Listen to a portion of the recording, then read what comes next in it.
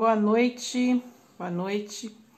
Eu sou Angelina Nunes e a gente está começando mais uma live aqui pelo perfil da Abrage.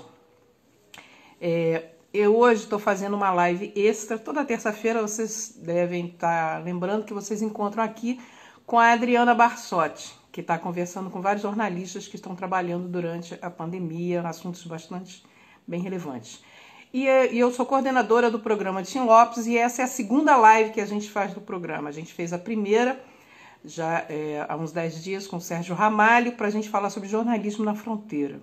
Que eu e ele fomos apurar lá um caso que aconteceu na fronteira com o Paraguai. E hoje nós vamos falar sobre os 18 anos após o assassinato do jornalista Tim Lopes. E o nosso convidado de hoje é o Marcelo Beraba, um jornalista com bastante experiência, que quem é do jornalismo conhece, sabe quem é, óbvio, né? E ele foi o grande cara que pensou e bolou o surgimento da Abrage. Ele vai contar isso tudo aqui pra gente. Ele foi o primeiro presidente da Abrage e hoje ele faz parte do conselho da Abrage. Todos os ex-presidentes fazem parte do conselho. Eu também faço parte do conselho porque eu também fui presidente da Abrage. Tá? E agora eu estou coordenando esse programa. Já estou vendo que tem bastante gente entrando aqui. 1000 beijos, Zaruro, olha que bacana. Tem muita gente aqui da diretoria, tem muitos jornalistas amigos também. Agradeço todo mundo que está aqui participando dessa live. Mandem perguntas, né? Durante uma hora a gente vai conversar sobre segurança do jornalista, vai conversar também sobre a violência que está acontecendo contra os jornalistas, seja violência física ou esse assédio virtual, esse linchamento que está acontecendo contra os jornalistas, né? Lembrando também que a Abrage, na semana passada, ela fez um seminário e ela lançou um guia para orientar os jornalistas que sofrem, né, e que sofreram, enfim, de assédio de assédio online, tá? Tem lá um guia que é bem interessante, bem bacana, vale a pena a gente seguir, vai ficar bem legal, tá? Eu tô aqui esperando o mestre Beraba entrar para poder a gente começar. E lembrando que para quem quiser saber mais sobre o jornalista e o repórter Tim Lopes, vocês têm a oportunidade de ver um belo trabalho do Bruno Quintela, o filho do Tim. Ele fez um documentário chamado Tim Lopes, Histórias de Arcanjo. É um documentário muito bacana que conta a vida dele, vida em família, o trabalho, o que ele fazia, o que ele gostava. Opa, Beraba pediu aqui, peraí. Por favor, dá uma olhadinha nesse documentário, que é um documentário muito bacana, que o Bruno fez com o maior carinho e ele, como filho, ele mostra um outro lado que a gente não conhecia, que a maioria dos jornalistas não conhecia. Beraba, mestre, boa noite, tudo bem? Tá me Boa ouvindo bem? noite. Tá me ouvindo direitinho? Opa, Beraba saiu, calma. Entra de novo, Beraba. Hoje está tendo um pequeno probleminha de conexão, mas daqui a pouco a gente resolve tudo. Beraba, entra de novo. Deixa eu ver aqui se você já... De novo aqui, ok. Vamos ver se agora dá certo. Calma. Oi, tudo bem? Boa noite. Tudo bom, mas eu não estou te vendo direito aqui. Peraí, não tá me vendo? Não é possível. Peraí, calma, eu tô te vendo, tô te ouvindo. Isso. Opa, Beraba não saiu de novo. Não me abandona, Beraba, por favor.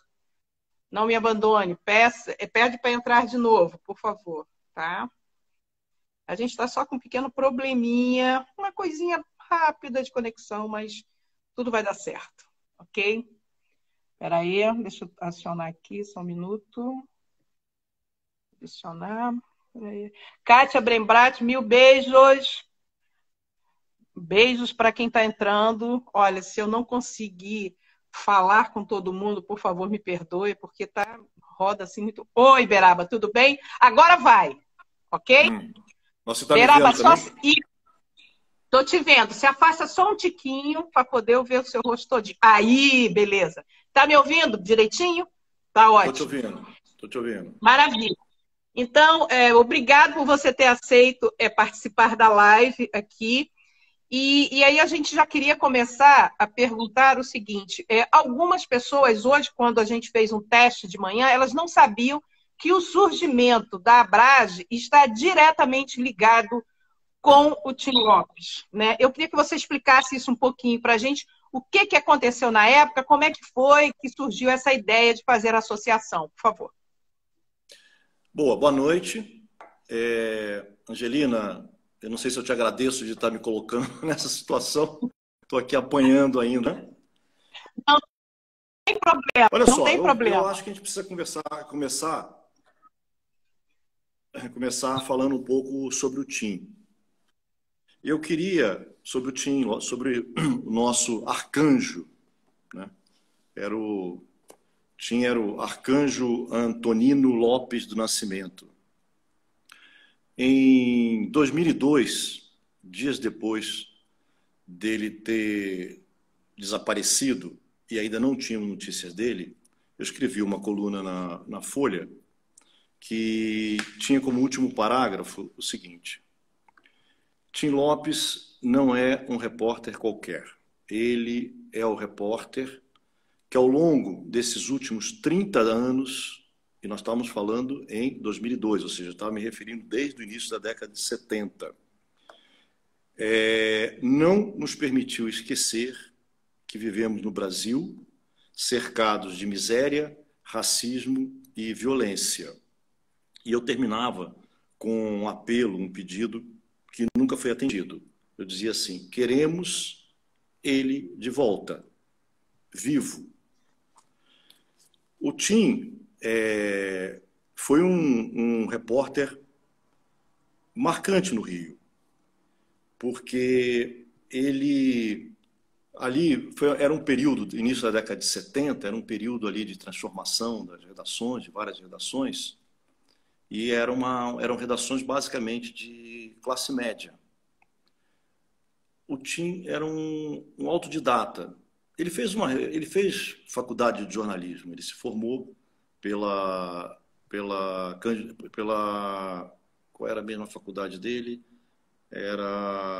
Bom, enfim, ele se formou em jornalismo, mas o Tim tinha várias lacunas que ele tinha consciência em relação à formação dele.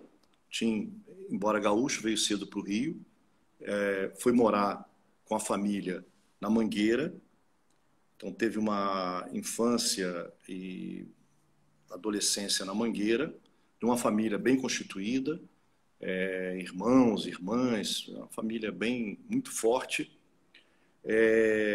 e começou em redações como contínuo, e quando ele começou a reportagem, ele percebeu que tinha deficiências, menos até nas técnicas de apuração, de investigação, mas até no texto. Naquela época nós tínhamos uma fixação muito forte dentro das redações para escrever direito, a leitura era Machado de Assis, era João do Rio, era Lima Barreto, né? Ele era muito querido, Tim, então todo mundo dava um apoio muito grande a ele. E ele tinha inspirações num jornalismo que estava florescendo e se fortalecendo naquele momento, um pouco até às margens das grandes redações, que era um jornalismo mais de impacto, mais da periferia, mais do submundo, né? Que era Zé Lozeiro, João Antônio, Plínio Marcos, né? Então essas foram as fontes do Tim. E ele nunca abandonou essas suas raízes. Então ele começa a fazer um jornalismo que nós não estávamos tanto acostumados. Não é que nenhum jornalista fazia, vários jornalistas faziam, mas ele fazia com uma propriedade grande de onde ele veio e como ele vivia o Rio de Janeiro daquele momento. Então ele fez muitas reportagens com disfarce, né, se infiltrando, sem revelar a identidade de repórter, e sempre com o objetivo de expor uma situação que vivíamos de muita dificuldade. Tem que lembrar que essa primeira metade da década de 70, que é quando eu conheço, a gente convive na redação do Globo com vários outros jornalistas que estão aí na vida, na luta, é um período que ainda persistia o AI-5, né? Essa desgraça que tem uma parte da população, ou por ignorância ou má fé, enfim, reivindicando a volta, pedindo a volta. E nós vivíamos ainda essa situação nas redações do Rio. E o Tim, então, as reportagens que ele fazia disfarçado, eram reportagens de denúncia. Então, por exemplo, nós estávamos vivendo no Rio de Janeiro o início da construção do metrô, né? E as condições de trabalho dos operários do metrô eram bem quase de escravo, né? E o Tim, durante um período, foi trabalhar, né, como operário para descrever, narrar os problemas daqueles trabalhadores. E assim ele se fez passar por policial rodoviário para denunciar fraudes, corrupção dentro da corporação, se fez passar por Papai Noel para mostrar ali uma vida real das coisas que estavam acontecendo e tudo mais, né? Vendedor, mendigo, e ele tinha uma dificuldade grande inicial que ele foi superando com muita por essa educação inicial e por ser negro, ou seja, são obstáculos imensos que a maioria de nós que estavam nas redações naquele momento não vivíamos. Tá ok até agora?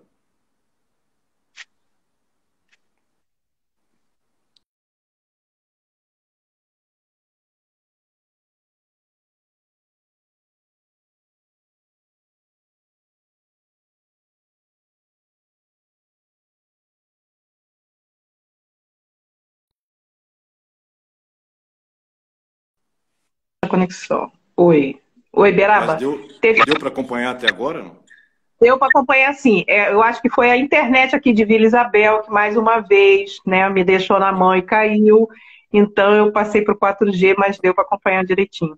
Só antes de Tá. você continuar, eu só queria dizer o seguinte: obrigado por quem está assistindo a live, quem chegou agora. A gente está fazendo uma homenagem aos 18 anos, né, sem a presença do Tim com a gente, e a gente vai falar sobre vários assuntos também. A Tânia Lopes, que é irmã do Tim, entrou aqui na live.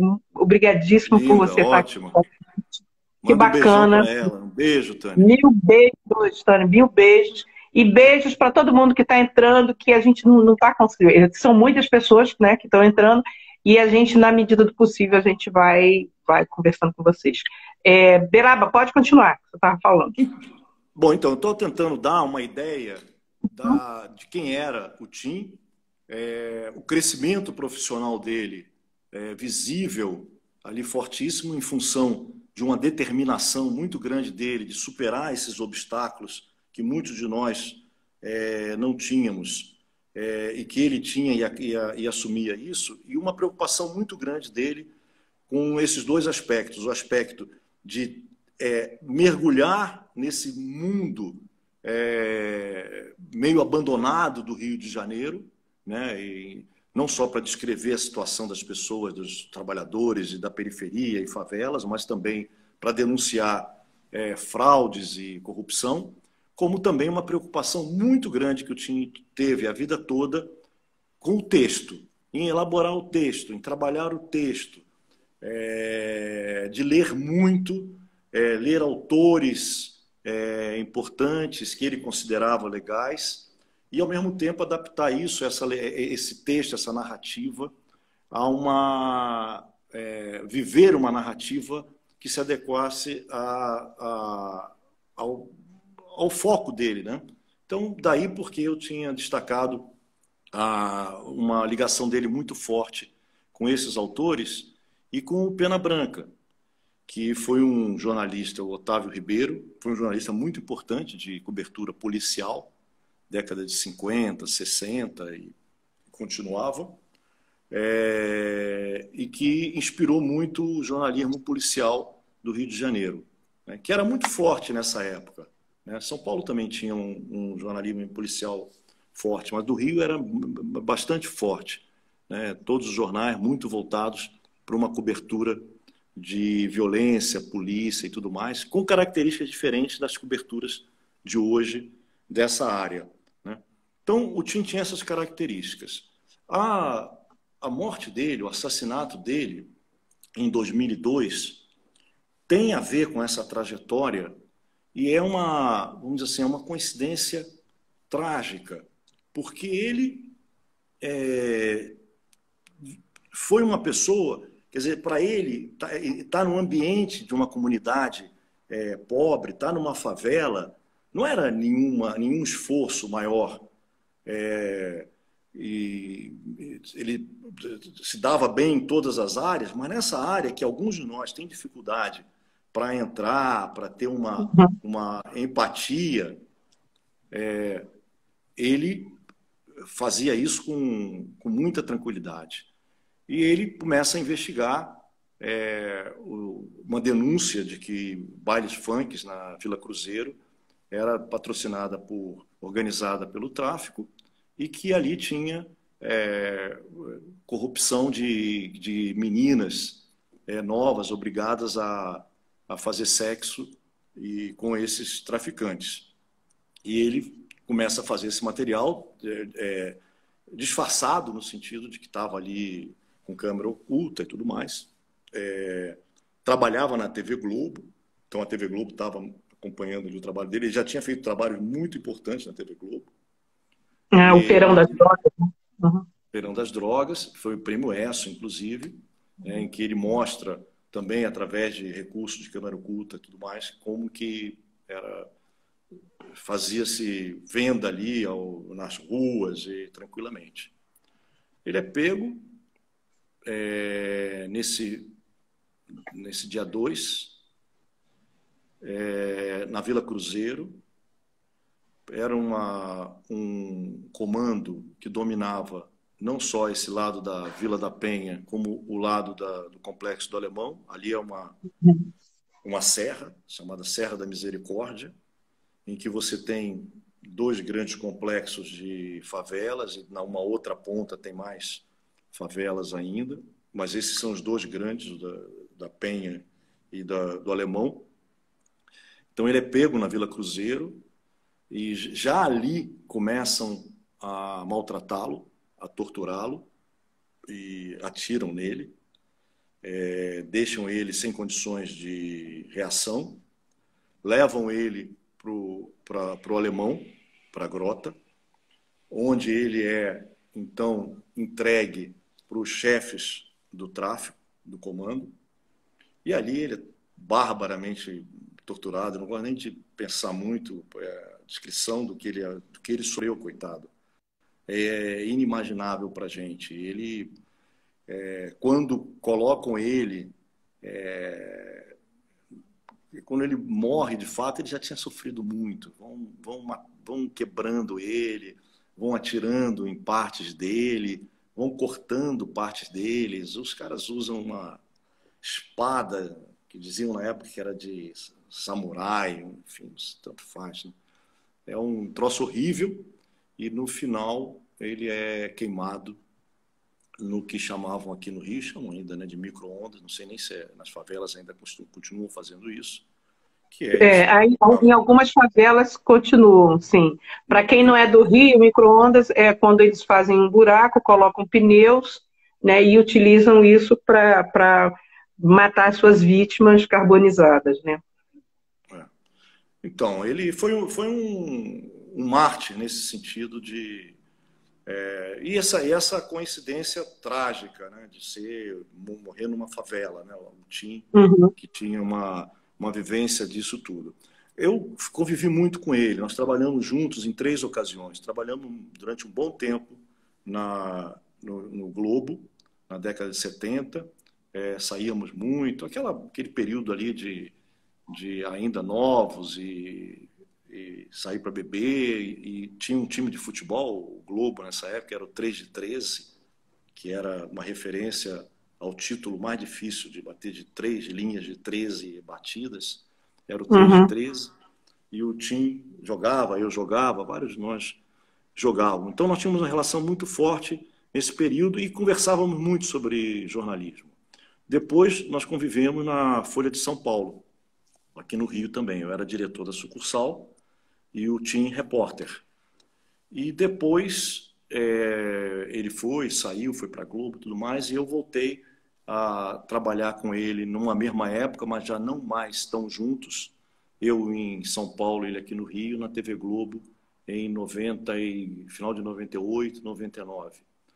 E sempre tivemos muito juntos, sempre conversamos muito. Então, nós conversávamos muito sobre isso, sobre a questão das limitações do nosso trabalho jornalístico. Tanto limitação no texto, que era uma preocupação muito grande dele, como principalmente uma preocupação com a investigação jornalística, a apuração jornalística. Então, essa é uma coisa muito forte. Então, quando tem o assassinato dele, há uma reação grande, né? Aqui no Rio e no Brasil inteiro, uma reação muito grande.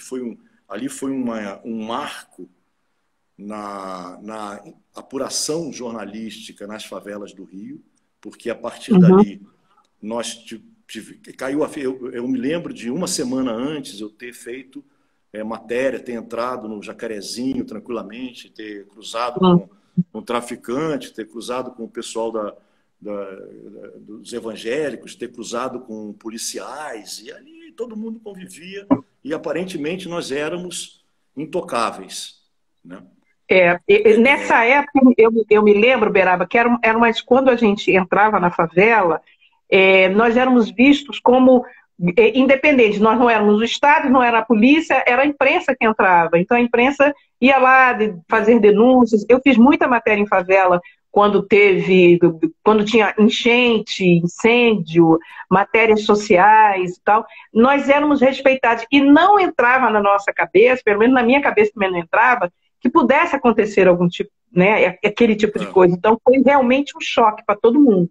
E mudou. Choque, ali marcou de fato, não só a TV Globo, mas todos os jornais do Rio, todas as sucursais dos jornais no Rio mudaram imediatamente seus procedimentos de segurança.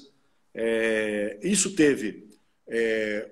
foi um alerta muito forte e teve uma consequência negativa muito grande, porque ao não conseguir mais entrar nas favelas como a gente entrava antes, nós deixamos de ter o chamado outro lado, ou seja, o lado das vítimas, o lado dos que queriam que fosse explicitado seu ponto de vista, que não era o ponto de vista da polícia, né, que não era o ponto de vista do governo. Então, isso aí foi muito ruim para a gente, esse período em que isso só foi ser arrefecido com as UPPs em algumas favelas, tempos depois. Muito tempo depois. E depois voltou tudo outra vez, aquela coisa toda. Uma outra consequência do assassinato dele foi uma reação muito forte, um reconhecimento ao trabalho de jornalismo investigativo, da sua importância, e a criação da Abrage, entre outras iniciativas da época. Por que eu ligo tanto a questão da Abrage? Porque logo em seguida, para não deixar morrer, não ficar só em manifestação de rua ou em manifesto escrito, nós fizemos 2 seminários que foram patrocinados pelo Night Center, que era dirigido até hoje pelo Rosenthal Calmon Alves. E nesses seminários, um aqui no Rio e outro em São Paulo, nesses seminários ficou uma coisa muito forte, consensual, de que algo concreto, objetivo, tinha que sair daquela tragédia, né? daquela morte.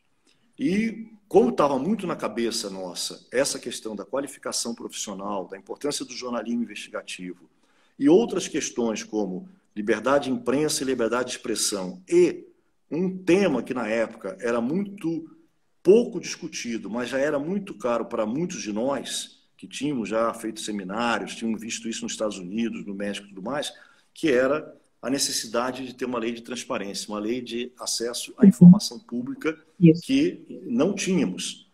Não tínhamos e não havia sequer, mesmo dentro das redações, uma consciência da importância.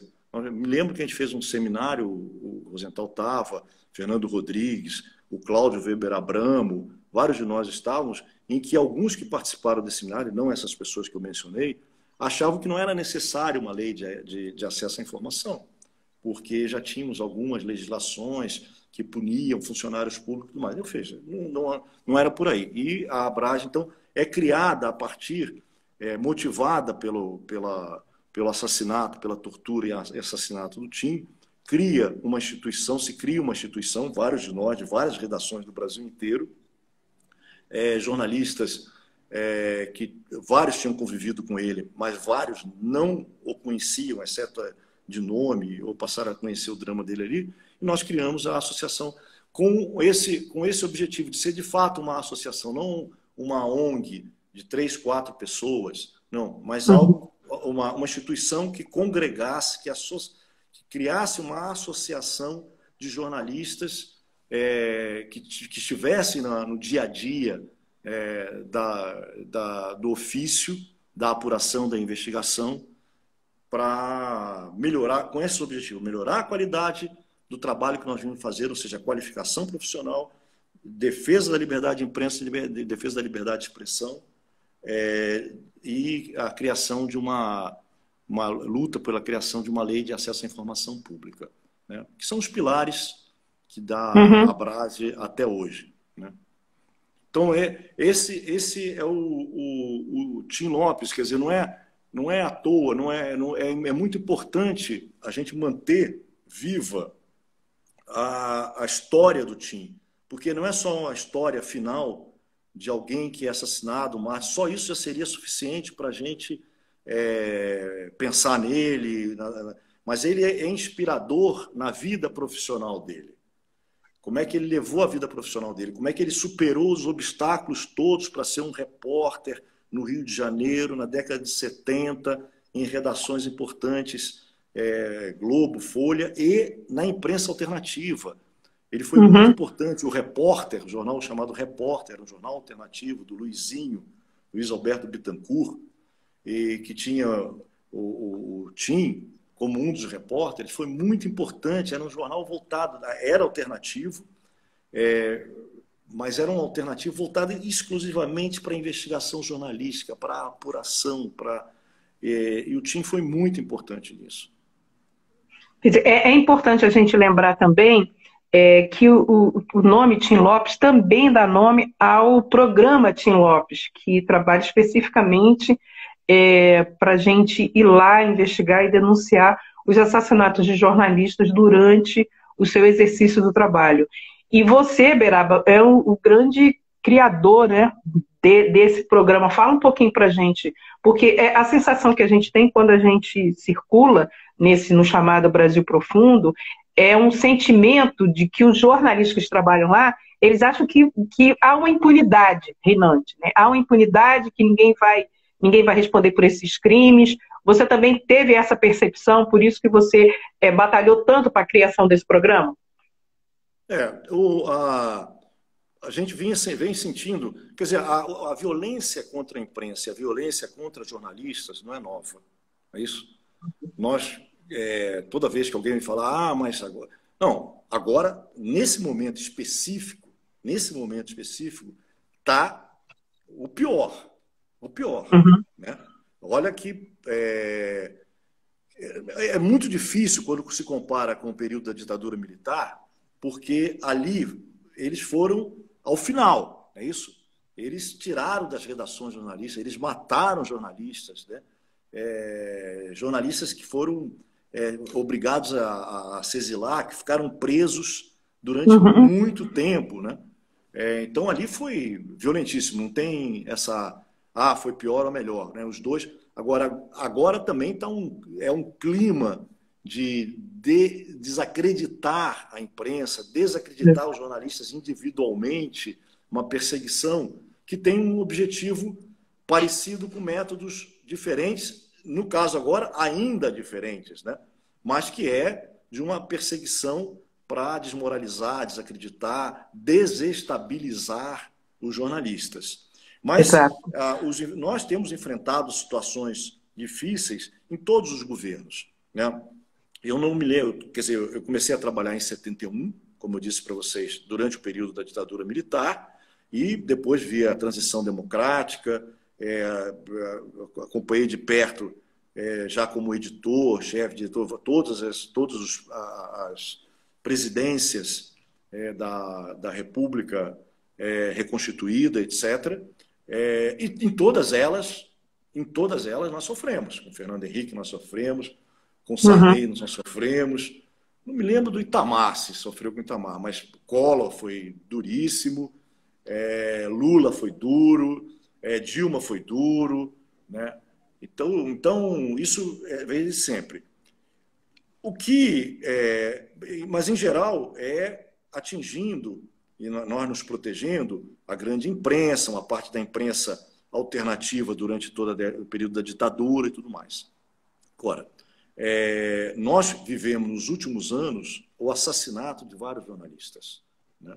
E uma perseguição cruel fora do que eu brinco entre nós ali, do circuito Elizabeth Arden, ou seja, Rio, São Paulo, São Paulo e Brasília, né? Fora desse mundo que também está impactado, que também está sofrendo, etc., mas fora desse mundo tem mundos, não é um mundo, mundos jornalísticos que nós acompanhamos muito mal, que nós, que estamos na grande imprensa, na grande cidade, acompanhamos muito mal. Então, quando teve um episódio com o Faustini, o Eduardo Faustini, no Acre, anos atrás, que ele foi expulso do Acre, e eu já tinha acompanhado de perto o episódio com a minha companheira, a esposa Elvira Lobato, que ela viveu, foi obrigada a sair de madrugada do Maranhão, também perseguida por capangas ali do governo da filha lá do Sarney. Isso tudo foi levantando essa questão. Quer dizer, não adianta a gente só ficar pensando na nossa questão de segurança nesse eixo, né? Você tem comunicadores, e porque não estão sendo assassinados ou perseguidos, o jornalista formado que trabalha para a Folha, para o Estadão, para o Globo, só não. Estão sendo perseguidos e assassinados o radialista, que é jornalista, o comunicador de um blog, mais. E em situações, em mundos distintos, que não dá para a gente ver de uma forma homogênea. Ou seja, você tem um jornalismo sendo praticado nas periferias das grandes cidades, no Rio de Janeiro, e ele está vicejando, crescendo, aumentando, de São Paulo, com vários deles, não só de militância, mas de profissionalização, né, e são importantíssimos. E isso está no Recife, isso está em Fortaleza e tudo mais. Você tem um jornalismo que está sendo feito na Amazônia, que é um ambiente muito diferente desse, da periferia. Né? Sim. Você tem um jornalismo sendo feito nesse sertão nosso, quer dizer, fora desse estado, quer dizer, interiorzão do Brasil, interior do Paraná, do Mato Grosso, nas fronteiras, no sertão do Nordeste, que também tem características diferentes. Então, a ideia era um pouco essa. Como que nós temos condições, como nós poderíamos vir a ter condições de proteger essas pessoas, ou seja, da Abrage estar presente no momento, o ideal seria até antes, né? Quando a gente soubesse de alguma coisa, mas pelo menos estar presente quando a gente tem ciência de ameaças e quando há uma ameaça que, infelizmente, acaba se realizando, né? Então, nós criamos um programa dessa natureza, com recursos iniciais da Open Society, um programa que contribui para isso, para a segurança dos jornalistas. A Abrage já tinha, ao longo desses anos todos, uma relação muito forte com várias entidades fora do Brasil, no Brasil também, mas fora do Brasil, que têm a mesma preocupação de preservação da segurança dos jornalistas e da liberdade de imprensa, da liberdade de expressão, como o IFEX, né? Então nós juntamos isso tudo e aí criamos esse programa, que é dirigido, na verdade, pela Angelina, que poderia até falar um pouco mais dele, né, Angelina? Concretamente. Eu vou falar rapidinho, só para localizar quem não conhece. Esse programa foi lançado em 2017. Quem quiser acompanhar um pouco mais, entra lá no site da Abrage e que tem uma aba lá do programa Tim Lopes. A gente acompanha de perto os assassinatos de jornalistas, né, no Brasil, e o primeiro caso que a gente fez foi no interior de Goiás, em Edealina. O outro caso foi em Bragança, né, são 2 radialistas, e como o próprio Beraba pontuou, a vida nessas cidades, bem longe das capitais, é um outro mundo que a maioria dos jornalistas não conhece, né? É um mundo onde existem agressões, onde a vida não vale absolutamente nada, onde você contrata capangas para matar um desafeto, né? O mais recente foi agora na fronteira com o Paraguai, com o Léo Veras, que foi uma barbaridade também. Ele estava jantando com a sua família, os assassinos entraram e, né, balearam ele com 12 tiros. Ele foi morto, saiu correndo da sala, mas foi morto dentro do perímetro da sua casa. E a gente vai ao local, a gente não só investiga a questão da morte dele, como também a gente dá prosseguimento, revela o que eles estavam apurando, né? Mostra o que eles estavam apurando. O que a gente tem percebido é que a partir do momento que foi feito esse programa, as autoridades estão, digamos assim, estão um pouco mais, estão acelerando as suas investigações. Mas ainda há um sentimento dos colegas jornalistas daquela área, de um sentimento de impunidade, porque eles ficam com muito medo e está vendo, a gente está percebendo, está vendo uma mudança na forma deles trabalharem. Eles ficam com medo de falar, com medo de denunciar, para não serem, não estarem na próxima estatística, não ser a próxima vítima, né? Tem essa mudança de comportamento e que é muito cruel, porque muita coisa deixa de ser falada, deixa de ser alvo de matéria, por conta desse medo para tentar calar a imprensa, né?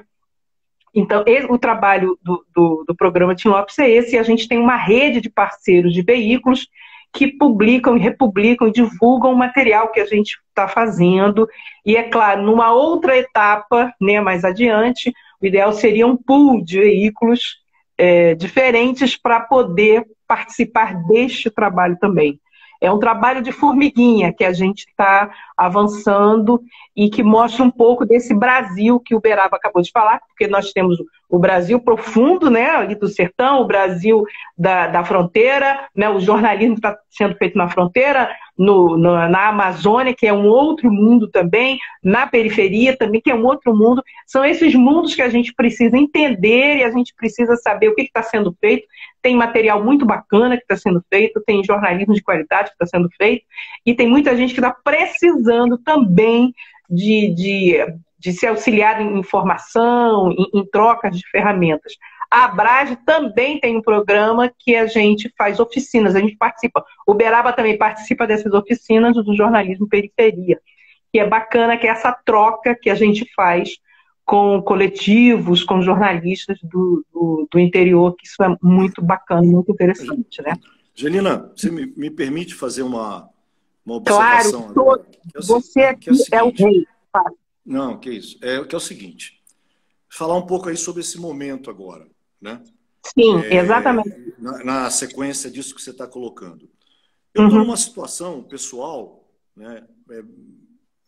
Não diria cômodo, porque todo mundo está vivendo ali o problema de estar em casa, não poder sair, as dificuldades todas. Mas desde janeiro do ano passado, eu me aposentei, quer dizer, deixei as grandes redações por vontade própria, depois de 48 anos, né, de Globo, Folha, TV Globo, JB, TV Globo, Folha novamente, Estadão, eu resolvi parar. Então, estou em casa e tudo mais.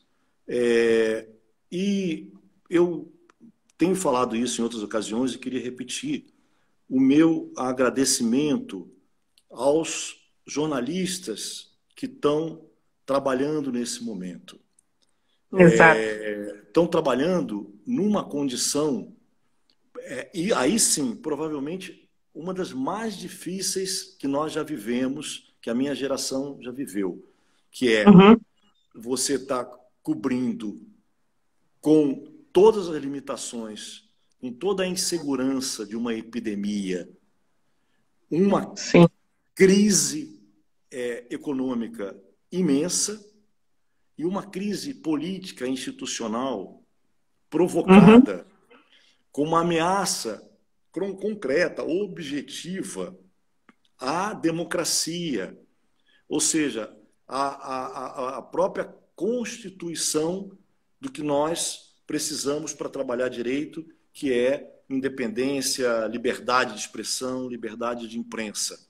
Então, não só os jornalistas de Brasília, que estão ali na linha de frente, no Supremo, no Palácio do Planalto, no Congresso, na PGR, com quem eu convivi durante 3 anos, dirigindo a sucursal do Estadão, até 2018, não só esses jornalistas que estão sofrendo muito, mas estão sofrendo muito, os de Brasília, os que estão cobrindo economia em Brasília, imagina o que está cobrindo hoje, Fazenda, Guedes, a dificuldade que essa turma está tendo para trabalhar. Mas, também, além deles, esses jornalistas, esses comunicadores que estão na periferia, que estão no interior, que estão na Amazônia, que estão no sertão, que, além dessas dificuldades todas, da insegurança da epidemia, das crises sobrepostas, eles vivem fortemente uma crise de sobrevivência econômica. Sim. Se já era difícil para eles, essa sobrevivência, ou seja, se já era raro alguns deles ter uma condição profissional suficiente para ter uma vida digna como jornalista, ou seja, criar uma família, ter filhos na escola, poder ter a sua casinha, o seu apartamento, enfim, ter uma vida digna a partir do resultado do seu ofício de jornalista, se isso já era difícil antes, agora está muito mais complicado. Daí porque eu vejo 2 questões aí. Uma primeira questão nós deveríamos estar mais atentos para ajudar, ver onde são necessárias as ajudas. Você hoje tem vários núcleos que estão trabalhando, né? Aqui no Rio, só lembrando, Vozes, no Alemão, em São Paulo, o Mural, que tem uma cobertura super profissional da periferia, e eles ainda têm alguma atenção, Agora, mas também precisam, e além deles você tem vários núcleos muito mais fracos, muito mais frágeis, fracos no sentido de condições de sobrevivência. Então, nós deveríamos ter uma atenção muito grande de ver como se pode ajudar esses núcleos que estão fazendo. E o segundo ponto é como eles se mostram necessários hoje para a gente, mais do que nunca. Porque o que está acontecendo hoje nas favelas? O que está acontecendo hoje no interiorzão do Brasil? O que está acontecendo hoje na Amazônia? Nós não podemos circular de qualquer maneira, não é isso? Nós não estamos circulando pelo Brasil, não estamos mandando enviados, correspondentes, enviados especiais, né? Nós mal estamos conseguindo, quer dizer, quase todos estão trabalhando em casa, fazendo um esforço monumental, né? Trabalhando em casa. Agora, a vida está acontecendo nesses lugares. A epidemia está se disseminando nesses lugares, está crescendo nesses lugares. A crise econômica está abatendo esses lugares. Então, essas pessoas, ou através da colaboração profissional com jornais, etc, etc, ou através de meios próprios fortes que tivessem condições de serem acessados, isso seria o ideal, porque nós fugiríamos da notícia falsa, nós fugiríamos do Uhum. sensacionalismo, nós fugiríamos do achismo, nós Sim. fugiríamos o que está acontecendo? Nós não sabemos o que está acontecendo, o que está acontecendo. Então, eu queria chamar a atenção para esse ponto, de que como é importante, nesse momento, os jornalistas profissionais que estão com seus empregos, que estão em cidades, que têm condições de darem uma olhada, as instituições que voltadas para jornalismo, como a Brage e outras instituições, darem uma olhada nesses núcleos, onde eles estão, quem está precisando, de que maneira está precisando. Nós vimos discutindo dentro da Brage, já há algum tempo, a importância da gente oferecer programas que, para os que querem ter algum crescimento profissional, mais crescimento profissional, alguns Uhum. programas de investigação jornalística, de texto jornalístico, de segurança jornalística, né? De padronizações, de éticas ou procedimentos éticos e Uhum. tudo mais. Nós vimos discutindo há algum tempo e temos tentado fazer isso nos nossos congressos, né? Em alguns programas nossos, como o de periferia, jornalismo na periferia, que a Angelina participa direto ali. Mas o que eu vejo nesse momento isso é importantíssimo, isso tem que continuar, a Brás tem que fazer isso, outras organizações têm que fazer isso. Agora, a gente, nesse momento, teria que e além disso, teria que ver, Sim. inclusive, a condição dessas instituições, quer dizer, desses núcleos, que são os núcleos mais frágeis, que estão, nesse momento, fazendo o jornalismo que nós precisamos e que nem sempre está chegando até a gente. É. É verdade. Aqui, quem está nas grandes capitais, né, e a gente percebe isso, não só eu, como professor, eu percebo isso dentro das salas de aulas, como em contato com os meus coleguinhas também, né, há um desconhecimento do que está sendo feito por outros jornalistas fora desse circuito que a gente chama, né, do Elizabeth Arden, Rio, São Paulo, Brasília. É importante a gente começar a olhar além do nosso umbigo, além da nossa timeline, e perceber o que está acontecendo, que esses jornalistas estão trabalhando em condições muito precárias, estão sendo expostos à violência também, e isso é muito grave, né? E a gente tem que se fortalecer, a gente tem que criar uma rede mais forte mesmo, de amparo mesmo, né? Beraba, só lembrando aqui, gente, agradeço demais todo mundo que está entrando, não dá tempo da gente falar tanta coisa, que a conversa aqui é longa. A gente ainda tem aqui 12 minutinhos da nossa live, e tem uma pergunta aqui que surgiu, é a questão do cercadinho em Brasília. Como é que você enxerga essa questão das empresas, né, de alguns veículos, não estarem mais cobrindo a presidência ali naquele cercadinho, porque estavam muito expostos à violência? Como é que você enxerga isso? Olha, eu vejo como uma medida de segurança momentânea, circunstancial, não Uhum. definitiva. É real o assédio que eles estão tendo, é real a violência, né, verbal que eles sofrem e a ameaça física que eles sofrem. É real que vários jornalistas têm sofrido violência física direto em manifestações, isso tudo é verdadeiro. É verdadeiro também que o esquema de segurança, a Secretaria de Segurança do Planalto não dá segurança para os jornalistas que estão naquela cobertura, né? É real também que o presidente provoca os jornalistas, tentando humilhá-los, e provoca os militantes, os seus militantes, no sentido de humilhar os jornalistas e ofender os jornalistas. Então, isso tudo é real, não é uma coisa assim, e não é normal, e não é algo, assim, mas isso aí sempre aconteceu. Não, sempre aconteceu de você ter um presidente que está de mau humor, falar assim, não vou responder essa pergunta, mas o grau, a intensidade diária de Sim. agressão Isso daí é de agora, é de hoje, é desse governo, de um ano e tanto Uhum, desse governo.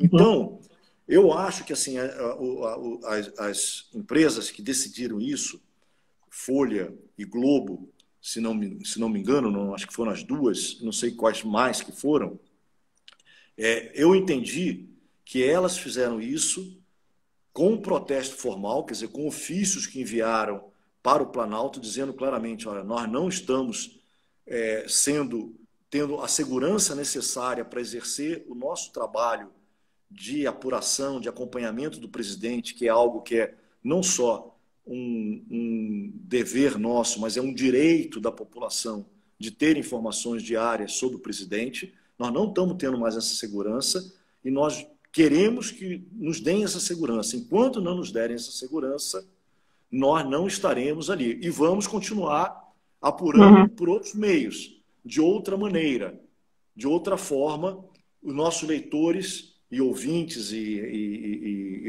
não serão prejudicados por causa disso. Então, eu vejo como uma medida gravíssima pelo seu inidetismo, provocada por uma situação de agressão e humilhação vinda da presidência da República e do Palácio, e uma medida de segurança de alguns meios em relação aos seus profissionais. Os que continuaram acabaram nesse momento tendo um pouco, aparentemente, eu não sei, só vi, não tenho nem conversado com Brasília, nem nada, mas pelo que eu vi, já teve algum afastamento. Mesmo nesse afastamento, o presidente faz questão de humilhar, de dizer, né? Quer dizer, se você está próximo, tem que engolir, se você está longe, não querem mais saber, estão fugindo, é covarde, enfim. Ali o que você fizer vem injúria. Ali não tem erro. Então, eu vejo dessa maneira. Eu acho que foi uma coisa circunstancial, momentânea, provocada por isso tudo. Acho que na hora que esses mesmos meios sentirem que os seus profissionais que estão indo diariamente lá estão com um grau de segurança, um bom grau de segurança, ou seja, que permita a eles trabalharem com segurança, com tranquilidade. Tranquilidade, eu nem digo tranquilidade, imagina ter tranquilidade numa altura dessa, mas trabalharem ali com as mínimas condições, eu tenho a certeza que esses meios voltarão com seus jornalistas. A Esperidião entrou aqui para dizer que a Band, o site Metrópolis, o Correio Brasiliense e o Congresso em Foco também já tinham tomado essa mesma medida desse afastamento. Então, eu tenho a impressão que todos eles têm a mesma motivação e a mesma ideia de que é algo circunstancial.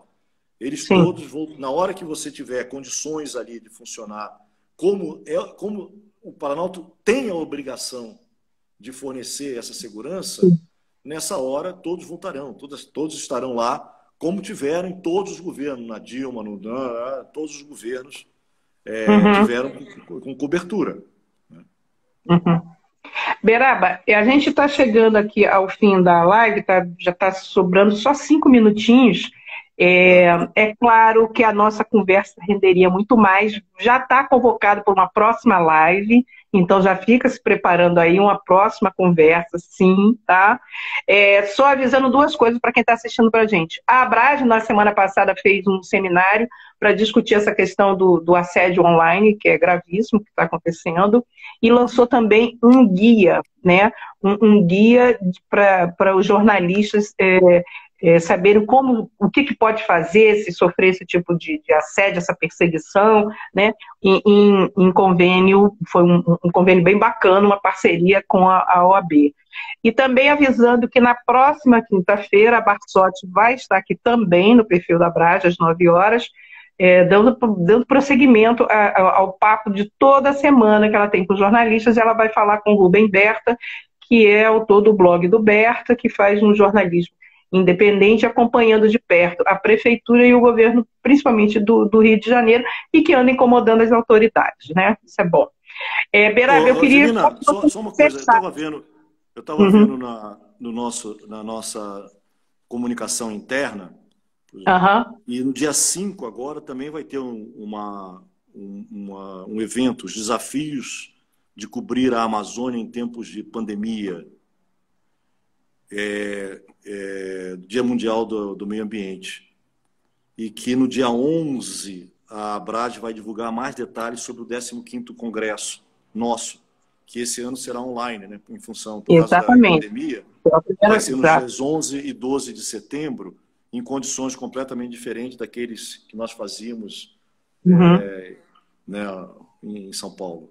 Né? Então, são duas datas, então, 5 de junho e 11 de junho. Então, olha só, gente, é só acompanhar lá no site da Abrad, ou aqui pelos perfis, né, da Abrad nas redes sociais também, que vocês vão estar sabendo os detalhes de todos esses encontros e também do que vai acontecer no nosso congresso, o que vai ser discutido. Beraba, eu queria que se você pudesse, em 2 minutos, fechar, dar um ânimo. Ainda, uma das coisas que perguntam sempre quando eu estou dando aula é o seguinte: por que as pessoas querem ser jornalista ainda?